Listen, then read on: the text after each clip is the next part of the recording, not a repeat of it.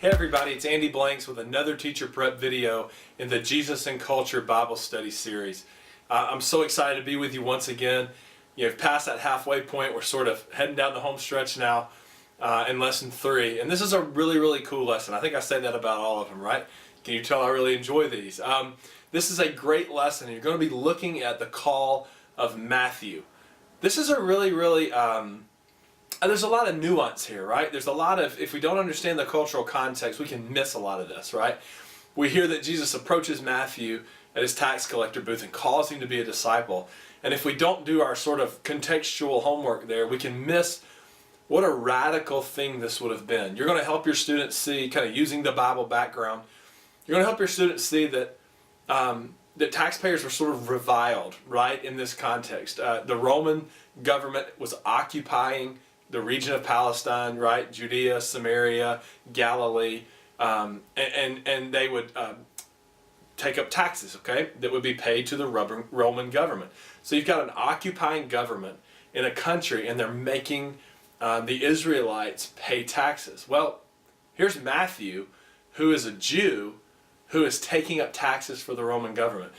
So already right there, he's sort of seen as kind of a traitor. Well, tax collectors were sort of notorious for taking extra taxes to pad their own pockets and increase their own wealth. And so taxpayers were really seen as sort of one of the low points in Jewish culture, the lowest in society. They weren't liked, they were kind of hated. And so here's Jesus calling a tax collector to be one of his disciples, which is radical in itself.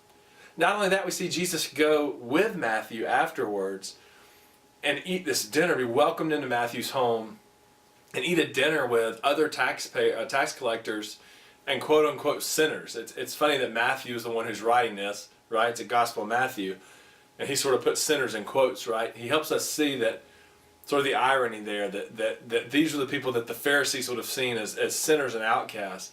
And the Pharisees rebuke Jesus for this, and Jesus looks to them and says this incredible line that I didn't come to heal the well, but to heal the sick. What a powerful line, that these are the exact people that Jesus came to heal. And of course, Jesus goes on to kind of rebuke the Pharisees a little bit for their own hypocrisy. We're going to use this lesson to build on this idea of as living as Christ followers in our world, in culture, that we are called by Christ and by his example to seek out the outcasts, to look at those people in our world whom society has said don't have much value, but whom we know have great value in the eyes of God. And we're called to engage with them just like Christ did, to do the work of spreading the gospel through word and through deed. And you're going to challenge your students to do that, and this could be really powerful, I think. You're going to delicately help your students really think about who the outcasts are in their culture, in their world. Help them think about those people whom their world at school or in your community has kind of said, these people are valueless, okay? And again, we're not saying they are. We're saying that's an inaccurate or an incorrect sort of label that's been put on them by culture. You're going to challenge your students, even if it's the smallest measure to begin with, to engage with someone that's in one of those groups that would be considered an outcast in their context.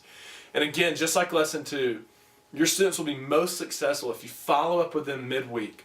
Again, the devotions are going to support you in this. They're going to challenge the students to see if they're following through here. But a text message or a phone call from you sometime after your lesson to say, hey, are you following up and thinking about these people who need the love of Christ the most, and are you engaging with them? Okay? So I hope this is a great lesson for you. If you have any questions, please give us a call and or email us, and I hope your lesson goes well. Talk to you soon.